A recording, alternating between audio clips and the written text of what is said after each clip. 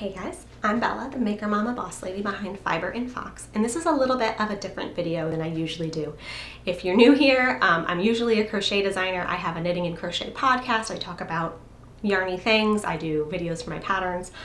But today I'm going to be experimenting with some natural dyeing, some solar dyeing with plant-based materials on some undyed yarn.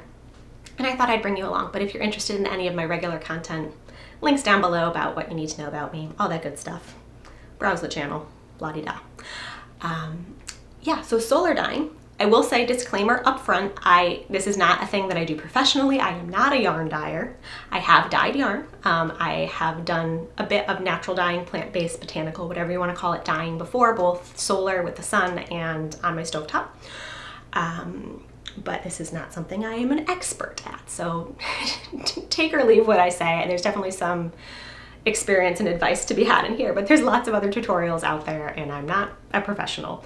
So just know that. I'm going to be working with some undyed yarn. I'll put resources. There's going to be a whole link in a blog post down below about all the materials and supplies and whatnot that I'm using. So if you're interested in getting your hands on some undyed yarn, I will link those for you. But solar dyeing is basically, I'm going to be putting yarn in jars and some plant stuff and letting it sit out in the sun for a couple weeks and see what colors we get. It's basically, if you've ever made sun tea, I mean, you don't leave sun tea out for weeks, that would be fermented. But basically, we're just going to use the sun to harness that warmth and energy to set the yarn rather than doing it on your stove where you would normally take flowers or avocado pits or whatever and simmer them for a couple hours to extract the dye. I have a propane stove in a not very large kitchen and a not very ventilated house, so it's not a great option in the middle of summer when all the plants are growing and whatnot.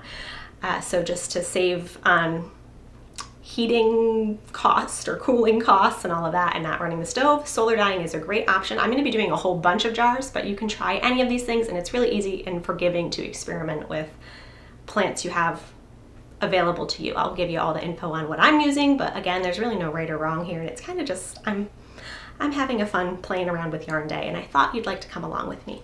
So I'm going to take you outside. I'm going to walk you through all of the things that I'm using to set this up.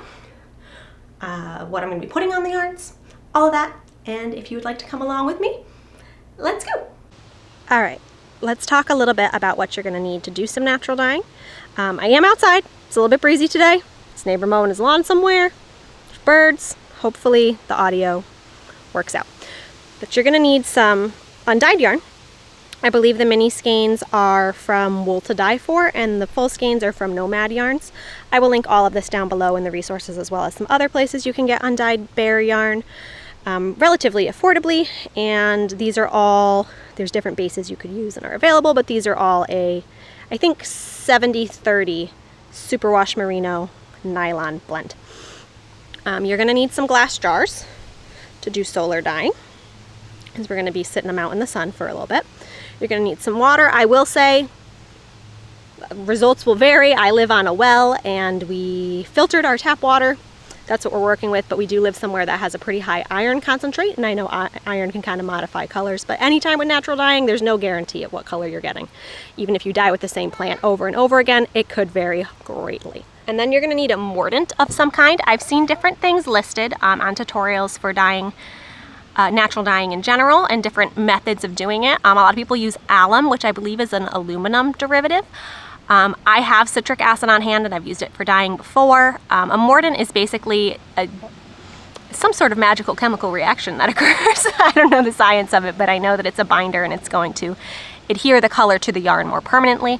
You can also use vinegar.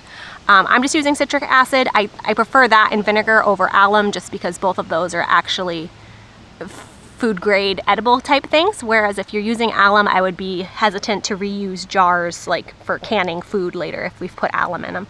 I don't know about the edibility of that. So we're going to be using citric acid today, and there are some things that don't need a mordant. I know that if you're dyeing with like nut shells, or if you're dyeing with avocado pits, or I think turmeric, those things don't need a mordant, but pretty much everything I'm using today is going to be mordanted. Often you pre-mordant when dyeing yarn, so you'd soak it overnight in a bath of citric acid or whatever you're using. But I'm going to just be putting it into the jars because basically it's all going in kind of cold and it's going to be brewing rather than dipping it into a hot pot already wet with dye.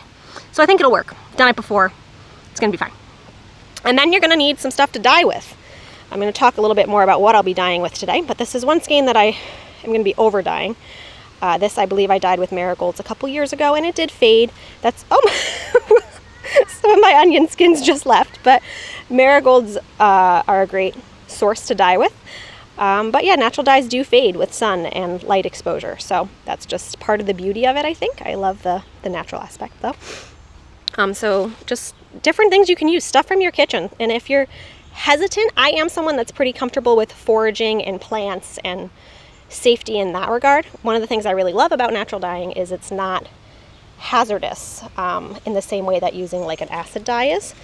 So I'm just going to be using some stuff from my garden and around my house. Here we got some flowers, some onion skins, some dried marigolds. You can use dried items. I'm going to be doing a mix of dried and fresh. We'll talk about more what I'm going to be using in just a minute. Watch your fingers. Okay, put them in the basket. Thank you. Oh, come back. I need a couple more. I'll hold the basket. Perfect. Oopsie.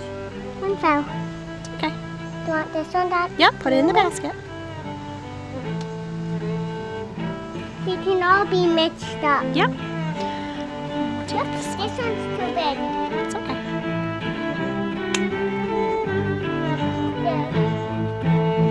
Yeah, Mama. Beautiful.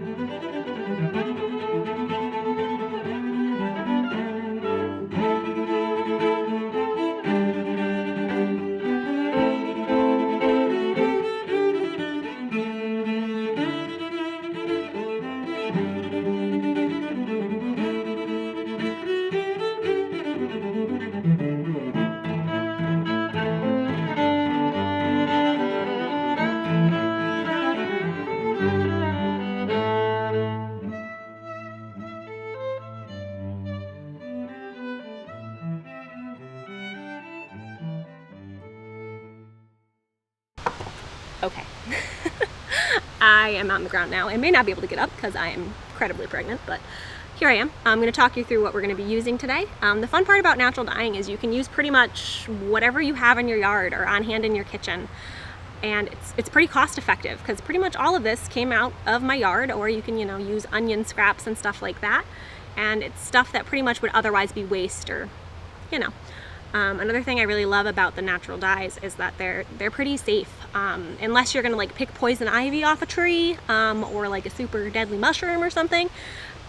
This is pretty harmless. Some stuff may like stain your hands or something, but it's not gonna really do any harm. If you are uncomfortable, like I said, I'm pretty familiar with foraging and plant identification and that sort of thing. But I'll see if I can find some lists of plants that are going to yield certain colors if you wanted to try that out. If you're nervous about it, just stick with stuff that you know is a food, like onion skins, not going to hurt you, turmeric, beans, avocado pits, things that come from food, a little less risky than picking stuff in the woods, but these are pretty much all flowers and stuff. And I love that I can involve my kid. She loves flowers and all of that, so I love involving her. But yeah, overall I just feel more comfortable with the natural dye as opposed to the chemical dyes, the acid dyes that's typically used by yarn dyers, because you need a respirator, you need specific equipment that's dedicated to only that. You can't use like just your pots and pans, and you need a well ventilated area and all that sort of stuff. So this is just fun and safe, and while you may not be able to exactly replicate colors over and over again, you're going to get varied results based on the pigmentation in each plant. But it's fun. So let me walk you through what I'm going to be using today, but there's really no right or wrong. You can kind of experiment with whatever plants and food matter you have on hand. All right, in no particular order here, I have some, I believe it's ornamental Japanese maple. It's a little like shrub ornamental plant, a variety of maple, and it has a maroony color to it. I'm hoping, I've never dyed with this before, but I'm hoping to get a brown or a reddish maroon color. The tricky thing about natural dyeing is you don't know what you're going to get. even if a tutorial online says you're gonna get a certain color, heat varies color, the pigmentation in the plant, even your water. There's just a lot of varied things that can happen. So I'm interested to see what that yields. The easiest color to extract, believe it or not, is yellow. There's a lot of yellows. And the hardest color, you'd think it would be the easiest because nature and all that, but the hardest color to get is green. So we'll see what we get. I'll be doing some hydrangeas. I don't know what variety this is. It's a blue hydrangea. I'm hoping to get something bluish grayish out of this. I have no idea. Could very well make yellow. Who even knows? But we have those, so we're gonna try those out. This I'm hoping makes some sort of a shade of pink. This is phlox. They grow pretty prolifically in my garden. We'll give that a shot. Maybe make something cute for my daughter. This is Rudbeckia or Black-Eyed Susan. This I have dyed with before, and I know that it yields, depending on the heat and the amount that you use, a kind of army green sort of color. Like a dusty green maybe, I don't know, we'll see. But I really like the skeins I got from this before, so I'm gonna try to do some more. I have a bunch of dried marigolds. I have fresh marigolds in my garden right now, but they are kind of a pest deterrent to the vegetable garden. So I'm gonna be using dried marigolds that I saved from last year. But these are fresh marigolds, we'll throw a couple of those in. This brings out a yellow or kind of an orange shade, depending again on which ones you use and how much you use and all of that. And then these I saved from last year. These I think would just be called like seed spores. These are from this kind of fern, which I believe is a sensitive fern. And then they turn into these seed pods in the fall when they're dried up. So I'm hoping that that makes something kind of brownish. I really don't know. I believe you could also dye with ferns and get kind of a yellowy green. But we're gonna try out these seed pods because they look kind of fun. I'm gonna use some onion skins. I've been saving red onion skins. These keep trying to blow away on me, that's why I have the towel over them. But a whole bunch of just dried onion skins, very easy, very cheap. If you have onions in your home, you can also use yellow onion skins to get a kind of bluish color. Red cabbage will also give you a blue like that. And then these, I'm gonna try to find a picture to insert. These usually show up towards more August, September. These are pokeberries or pokeweed berries. They're not, I'm just gonna say they're not edible. There's some caveats to that, but they're not edible. But I froze them last year. I'll put in a picture of them fresh, but I have gotten some amazing, incredible bright purples with these. So I froze a whole bunch. I do have a rubber glove to put these in the jar because they are very hand stainy. It's not like hazardous, but they are messy, especially frozen. So we're gonna give that a shot. So that's what we're working with today, and we're gonna get them in some jars with some citric acid and let them have a good sit and think about it in the sun. And this will probably be a two-parter video. We will get these set up and then I'll come back at a later date and rinse them and we'll see what colors we get. So let's get to some natural dyeing, shall we? Okay, up first we're gonna get some citric acid in the jars. From what the internet has informed me, you need about 4 teaspoons of citric acid per quart. So these are quart-sized jars. I'm gonna kind of eyeball it on these. It doesn't have to be exact, but again, we just mordanting. You don't wanna just throw citric acid straight onto the yarn, so we're gonna put it in the jars with a little bit of hot water and kind of, what is the word I am looking for? Dissolve it. We're going to dissolve it in the hot water before we get the yarn in there. And again, you could pre-soak it, but it just doesn't really seem necessary when we're not putting it into dye, we're putting it in with just plants and it's not going to absorb anything right away. So pre-soaking didn't seem necessary to me. So I'm going to get some teaspoons of citric acid in each of these jars.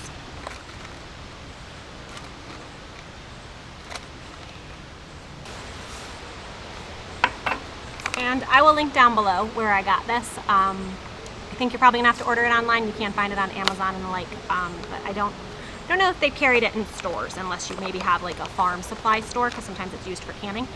But yeah, it's cheap and easy to use. So I'm just gonna add some hot water to each of the jars and just let it dissolve. Again, not anything super precise here. Just want to incorporate it so that the citric acid isn't like sticky in chunks on the yarn itself.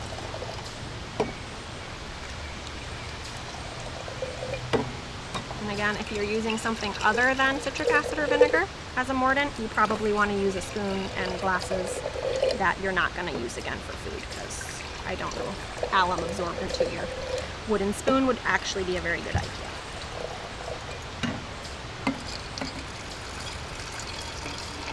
Look at that. Okay, I'm going to start layering things into jars. These are mini skeins. They are already pre-tied. If they're not tied off, you're going to want to do that so they don't get all tangled. I'm going to try and fit about 2 minis in a quart, and then the larger jars are for the full skeins. The more tightly packed you do things, the more resist there's going to be. The yarn is going to have less area exposed, so I'm trying to get it pretty well exposed to the colors and then not knot up the yarns with each other. So I'm kind of doing it in layers. So I'm going to stick some of that in there, and then we'll shove some little ferny bits. Then we'll put this in. Hopefully when we take it out, it will not be tangled spaghetti, but that's always kind of an adventure. You can zip tie the individual hanks to give you something to grab onto, but we're just going to hope for the best. So we're just going to fill it up, kind of layer it. You could even combine different things in a jar if you wanted to see if you could get different colors or like speckles or something like that. Yeah, 2 minis fits well. So we're going to put them in the jars. All right, and I'm just going to kind of pack it down, and you want to make sure when you fill it with the water,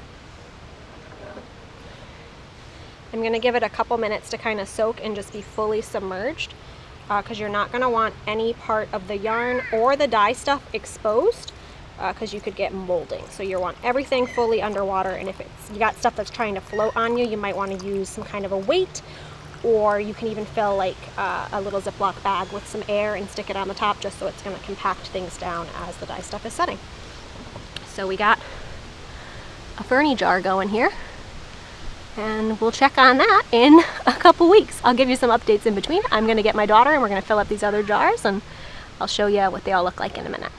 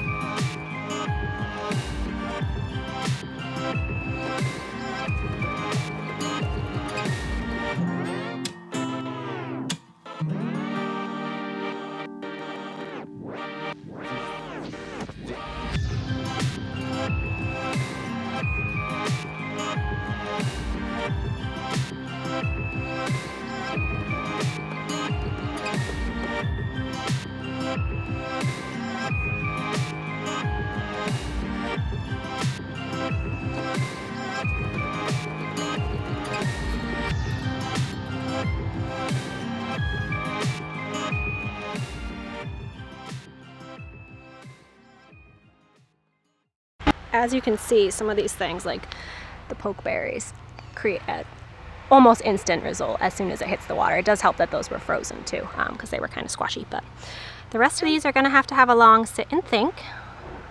And we'll see what sort of colors we get. This was the skein that was already yellow, so that's not instant. But interestingly enough, I found a piece of wood in your